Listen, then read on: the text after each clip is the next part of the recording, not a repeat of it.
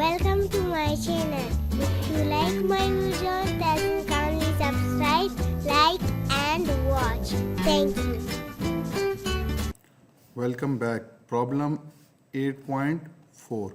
So this problem is same as we solved problem 8.3, only the value of P and A is changed. So P is 850 kilonewton and A is equal to 2 meter. Rest all the things are same. So from given data, it is given that 920 by 449 rolled steel beam clear P is given as 850 kilonewton and A is 2 meter.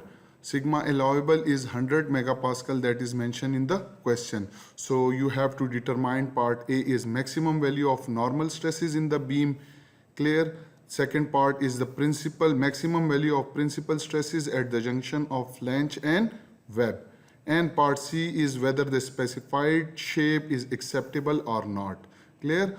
So first of all, we will draw the free body diagram of this overhanging beam. So we have removed this support A and B, and instead of this support we have defined the reaction supports at point A and B. So with the help of equilibrium condition, we applied the first condition that sum of all forces along y direction is equal to 0. So you can see there this RA is downward, so it is negative, plus this RB is upward, so it is positive, and this P is negative.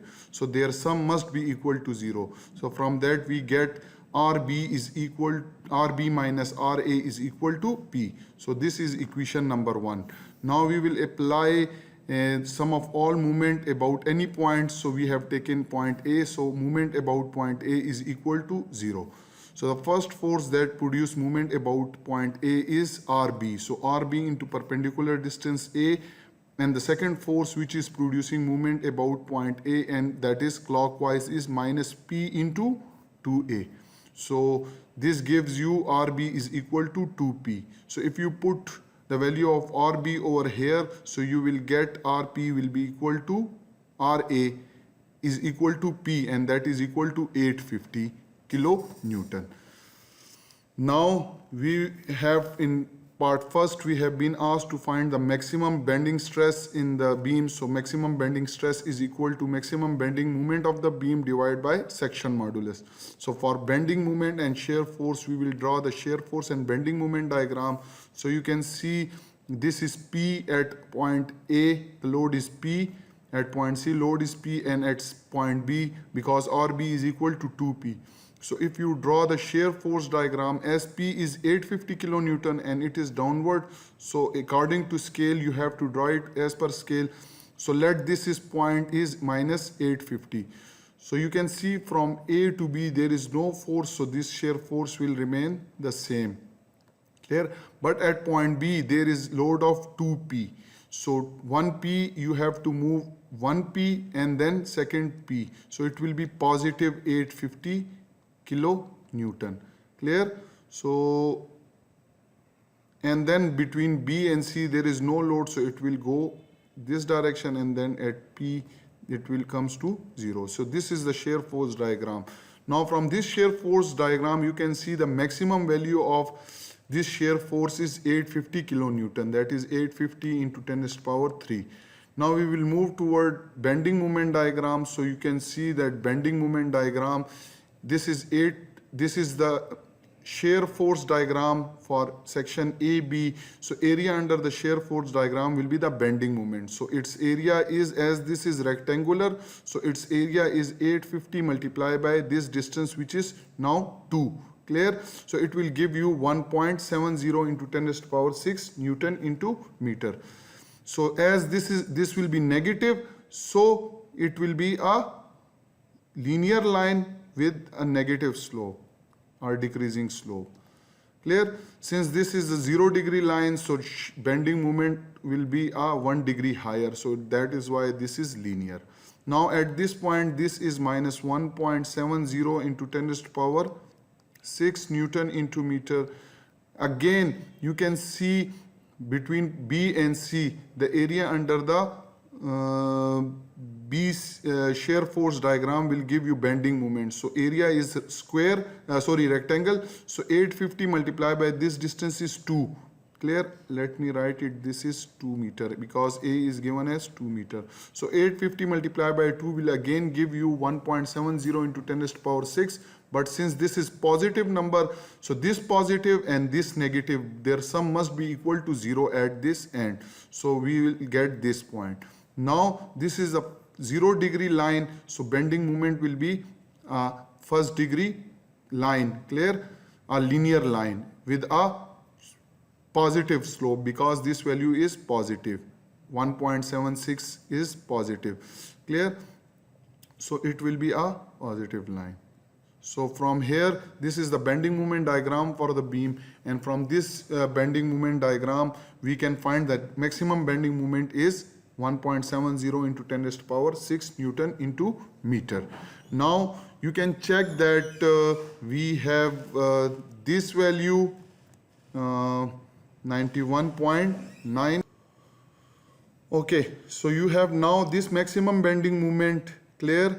And you do not have S, and S can be obtained from the section properties that is available as in appendix C of book Mechanics of Material by Baer and Johnston.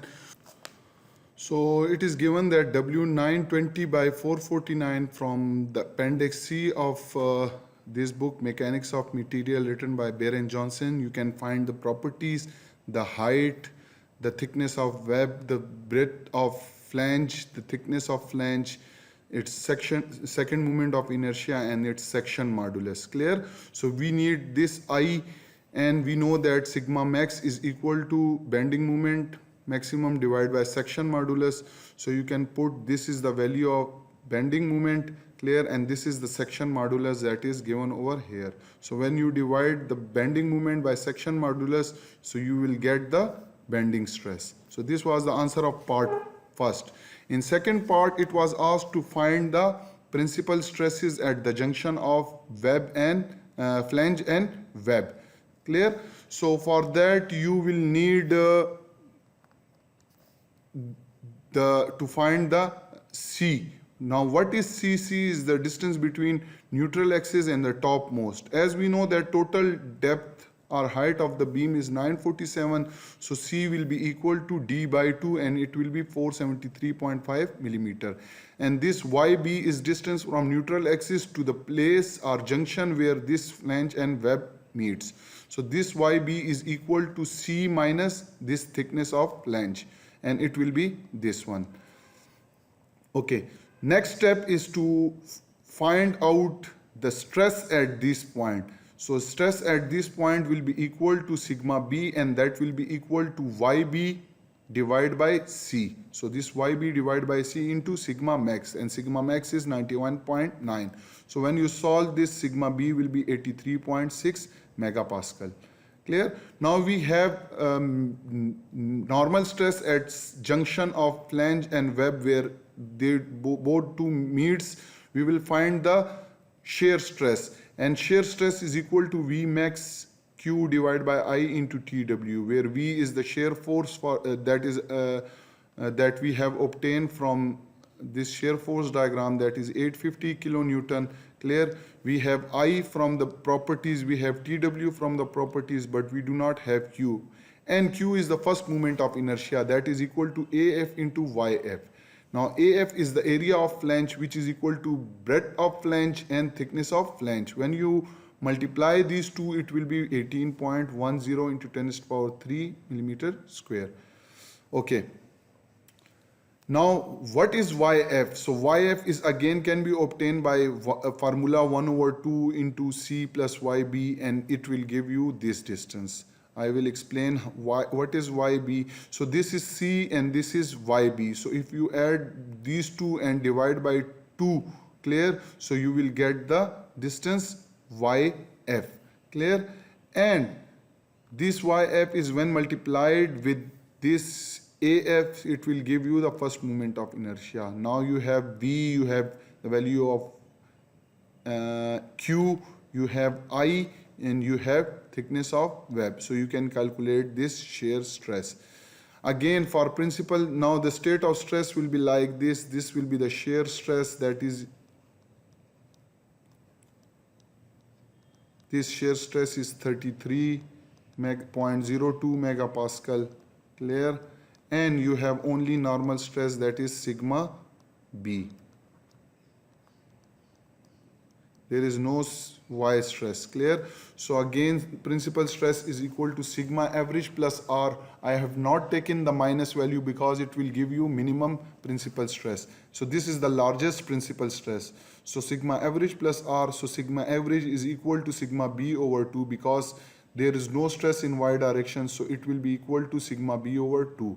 Plus R is sigma X minus sigma Y divided by 2. So sigma X is sigma B and sigma Y is not available, so it will be sigma B over 2 whole square plus tau of xy whole square. You have the value of sigma B and tau of xy, so you can put and you will get the principal stresses at the junction of flange and web. So this is 95.1 megapascal. So this is the answer of part 2. In part 3, it has been asked to find whether this section W920 by 449 is acceptable or not. So for that we must know that sigma 1, which is principal stress, that should be less than sigma allowable. So sigma 1 is 95.1 megapascal, clear, and sigma allowable that is given in the question is 100 megapascal. So sigma 1 is less than sigma allowable. So the conclusion is that the selected beam 920 by 449 is acceptable under the given loading condition. I hope it is clear to you now. Again, this problem is same as problem 8.3, which is discussed in detail. So I haven't solved this. I just change the values and show you how to solve this problem. Thank you for watching and liking my video.